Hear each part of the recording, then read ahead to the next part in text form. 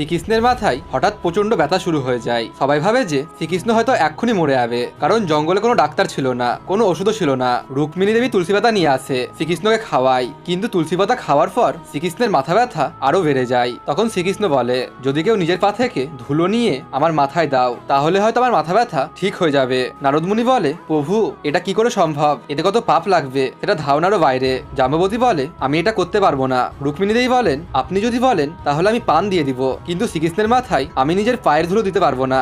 আর তখনই হঠাৎ শ্রীকৃষ্ণের মাথা ব্যথা বাঁধতে লাগে। তখন রাধা বলে, আমি আমার পায়ের ধুলো দেব, যদি জন্ম জন্মান্তর নরকে পড়ে থাকতে হয়, মহাপাপ লাগে, শ্রীকৃষ্ণের থেকে দূরে থাকতে হয়, আমার যত বড়ই ক্ষতি হয়ে যাক না কেন, কিন্তু কৃষ্ণকে আমি এভাবে কষ্ট পেতে দেখতে পারবো না। যদি আমার পায়ের ধুলো দিয়ে শ্রীকৃষ্ণের ব্যথা কমে, তাহলে আমি সব কষ্ট সহ্য করে নেব।